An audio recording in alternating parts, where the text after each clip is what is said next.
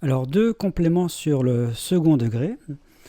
Somme et produit des racines, premièrement, et ensuite variation d'une fonction du second degré. Alors, je rappelle que une fonction, un polynôme du second degré, c'est de la forme ax carré plus bx plus c avec a différent de 0. Et pour qu'il y ait des racines, le discriminant b2 moins 4ac doit être positif ou nul. Dans ce cas-là, les racines sont ici x1 et x2. Dans le cas où le discriminant est nul, on a x1 égale x2. Alors, somme et produit de racines. Donc, on fait la somme des racines, x1 plus x2. Donc, si on fait le calcul de la somme, on obtient ici, donc vous voyez bien que racine carrée de delta se simplifie. Moins b, ça fait moins 2b. Et moins 2b sur 2a, ça fait moins b sur a. Donc, la somme, c'est moins b sur a. Maintenant, le produit des racines, c'est donc x1 fois x2. Et donc, il va y avoir en bas 4a carré, 2a fois 2a. Et en haut, il va y avoir moins b plus racine de delta, facteur de moins b moins racine de delta. Donc, ça fait moins b au carré moins le carré de racine de delta. C'est une identité remarquable. Donc, on obtient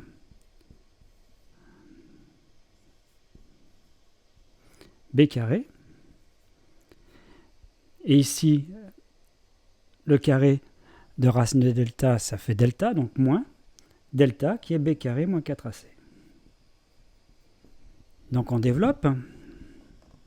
B carré moins b carré, ça fait ici 4ac sur 4a carré. Et on simplifie par 4a, il reste c sur a. Donc le produit, x1 fois x2, c'est c sur a. Donc voilà les formules sur la somme et le produit des racines. Et on va voir comment on peut utiliser ces formules. Alors la première utilisation, c'est simplement, vous avez ici, je vous donne cet exemple, vous avez ici un polynôme du second degré, je donne celui-ci, et vous voulez avoir les racines, c'est-à-dire les valeurs de x qui annulent. Donc ce qu'on fait, on va pas faire le calcul du discriminant, on va simplement remarquer qu'il y a une racine évidente. Donc la racine évidente, ce qu'on appelle racine évidente, c'est en prenant x égale 1, ou moins 1, ou 2, ou moins 2. Il ne s'agit pas de faire des calculs compliqués, il faut que ce soit effectivement évident. Et là, on remarque qu'une racine évidente, c'est 1. Effectivement, si je remplace x par 1, ça fait 0.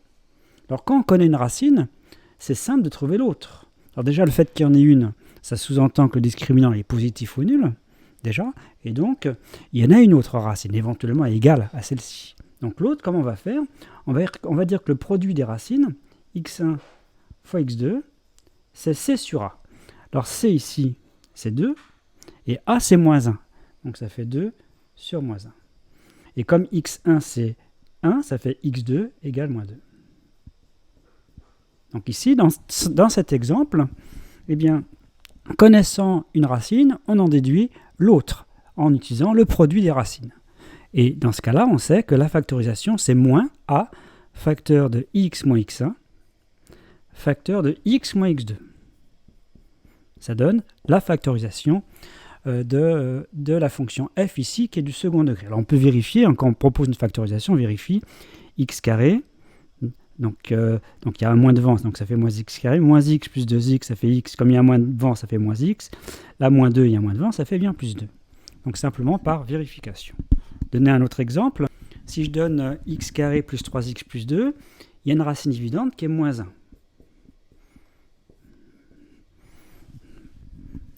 Alors, parce que quand on remplace x par moins 1, ça donne 0. Et donc on fait pareil, le produit de racine x1 fois x2, c'est c sur a. c sur a, c'est 2 sur 1, ça fait 2. Et comme ici x1 c'est moins 1, eh bien ça veut dire que x2 c'est moins 2. Donc on a l'autre du coup. Et on sait que la factorisation c'est a c'est 1, facteur de x moins x1, c'est-à-dire plus 1, facteur de x moins x2, c'est-à-dire x plus 2. On vérifie bien aisément qu'effectivement, si on développe, on obtient bien ça. Alors l'autre application, c'est d'obtenir le signe des racines.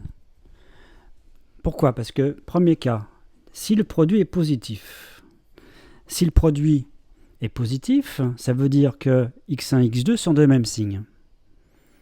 Alors je mets positif ou nul, puisque une des deux pourrait être nulle. Donc ça veut dire que de même signe. Alors soit elles sont toutes les deux positives, auquel cas la somme aussi, soit elles sont toutes les deux négatives, auquel cas la somme aussi. Donc S, somme positive, ça veut dire qu'on a les racines positives, x1, x2 positive, on met tout nul, et la somme négative, nulle, ça veut dire que x1 et x2 sont négatifs. Donc le fait d'avoir le signe du produit et le signe de la somme, on obtient le signe et également des racines. Si le produit est négatif, eh bien ça veut dire qu'elles sont de signe contraire.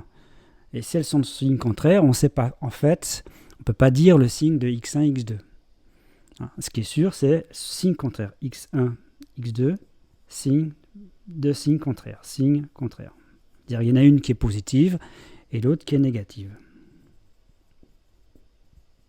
Alors j'aurais pu mettre des strictement.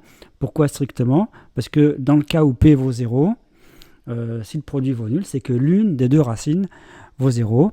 Et dans quel cas le produit s'annule? Donc ça veut dire que C sur A vaut 0, c'est-à-dire que C vaut 0.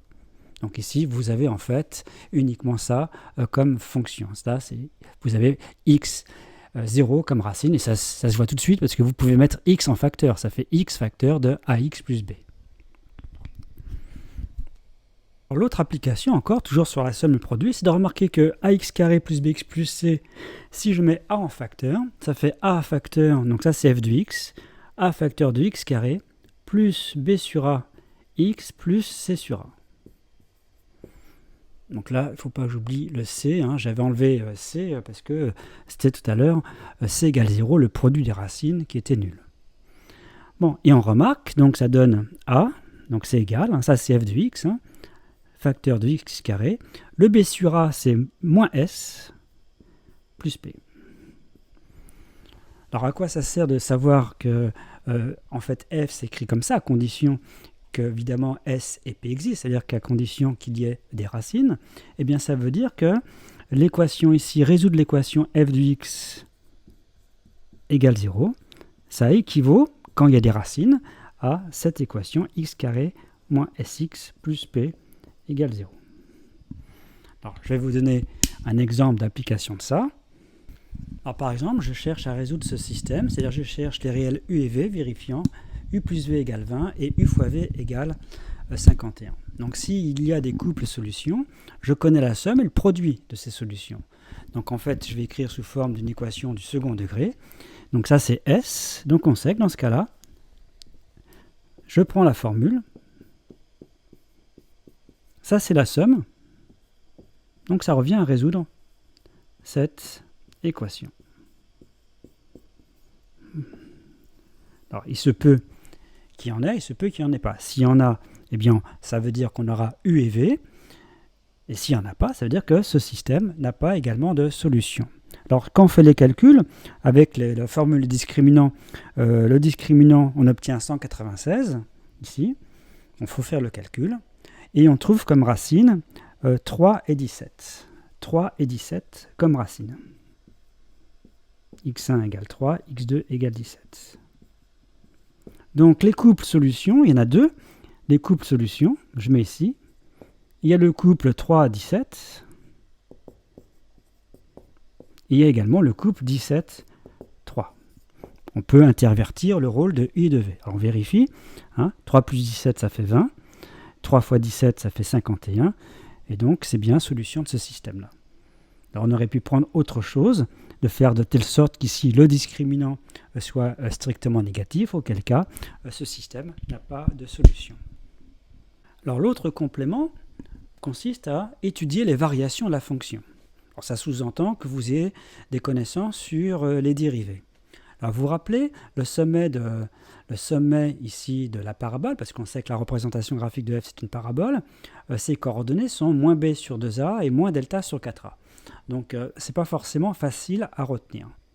Or, le sommet, la tangente, est horizontale.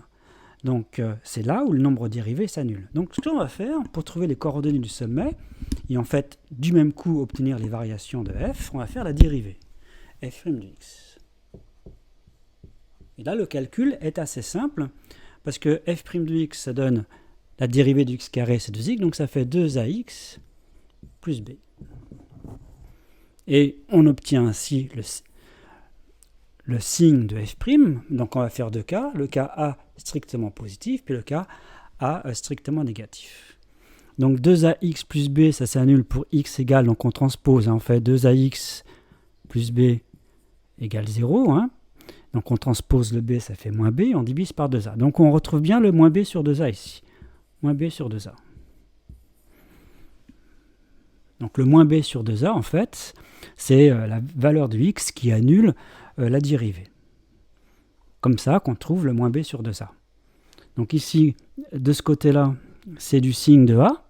A ici est positif, ici, donc c'est négatif. Et donc, du coup, la fonction, donc ça c'est la dérivée, signe de f', donc la fonction est décroissante et croissante. Donc on retrouve le fait que quand a est strictement positif, le sommet, eh bien c'est un minimum. Les branches infinies sont vers le haut. Et comment on trouve l'ordonnée? Alors le moins delta sur 4a ici, eh bien c'est même pas la peine d'apprendre le moins delta sur 4a. Il suffit de dire que c'est f de moins b sur 2a. Moins b sur 2a. Bon, maintenant, dans le cas où a est strictement négatif, eh bien, ça change ici. Signe de a, donc c'est négatif. Signe contraire de a, donc vous avez cette situation. Et on retrouve bien le fait que le sommet, dans ce cas-là, est un maximum. Et l'ordonnée, c'est toujours f de moins b sur 2a. Et les branches infinies vont vers le bas. Donc le moins b sur 2a, on le trouve facilement avec la dérivée de la fonction f. Je vais donner quelques exemples. Alors, je pourrais demander s'il y avait un élève devant moi de me donner n'importe quoi comme second degré, avec des coefficients ABC pas trop compliqués, puisque sinon c'est lui qui fait les calculs. Mais je vais prendre par exemple f de x égale x carré moins 2x plus 7. Bon, et on veut obtenir le sommet déjà de la parabole. Alors comment on va faire? Alors je ne vais pas faire le calcul discriminant, je vais tout simplement faire la dérivée. C'est 2x moins 2. Et on sait tout de suite que le moins b sur 2a, ça va être x égale 1. Donc le sommet S, c'est la valeur du x qui annule la dérivée, donc c'est 1. On sait que comme a est positif, le sommet est un minimum. Et je fais le calcul de f de 1 pour avoir l'ordonnée. Donc pas besoin du moins delta sur 4a. Et donc si je fais le calcul de f de 1, ça fait 1 plus 7, ça fait 8, moins 2, ça fait 6. Donc voilà les coordonnées du sommet. Bon, 1, 6. Alors vérifiez que comme c'est un minimum et que l'ordonnée est positive, ça veut dire que le sommet est au-dessus l'axe d'abscisse. Donc ça ne coupe pas l'axe d'abscisse. Ça veut dire que c'est toujours strictement positif. Ça veut dire que c'est strictement positif. F prend des valeurs strictement positives, c'est-à-dire c'est toujours du signe de A. Ça veut dire que le discriminant ici, il est strictement négatif. On peut faire le calcul et vérifier qu'effectivement, il est strictement négatif. Alors pour finir, comment retrouve-t-on une équation d'une parabole? Ça sous-entend que c'est de la forme f de x égale ax carré plus bx plus c. Comment on retrouve ABC? Alors soit on prend 3 points et avec les coordonnées on obtient en fait un système de 3 équations à 3 inconnus avec ABC comme inconnu. Soit par exemple dans ce cas-là on fait plus simplement, on voit tout de suite qu'il y a deux racines. Donc dire qu'il y a deux racines, c'est-à-dire que f de x déjà c'est de la forme a facteur de x moins x1, donc ici j'ai pris 0, donc facteur de x, facteur de x moins 8. Donc ça donne ça. Et il suffit de trouver ici la valeur de A. Alors pour trouver la valeur de A, il suffit de dire que f de 4, c'est 4. Que je remplace ici. Donc si je remplace x par 4, ici ça fait moins 4, ici ça fait 4. Ça fait donc moins 16A égale 4. Et donc A égale moins 1 quart. Donc ici, on remplace moins un quart. Et on développe pour avoir quelque chose développé. Donc, moins un quart de x carré. Ici, plus 2x. Donc voilà ce que c'est f de x. On peut vérifier en dérivant que si on dérive ici, ça fait, je le mets ici, la dérivée, moins 1 demi de x plus 2. Et ça s'annule pour x égale 4. On retrouve bien 4 ici. Bon, voilà. Donc ça, c'est une façon simple quand on a une parabole qui est proposée pour retrouver dans certaines situations son équation.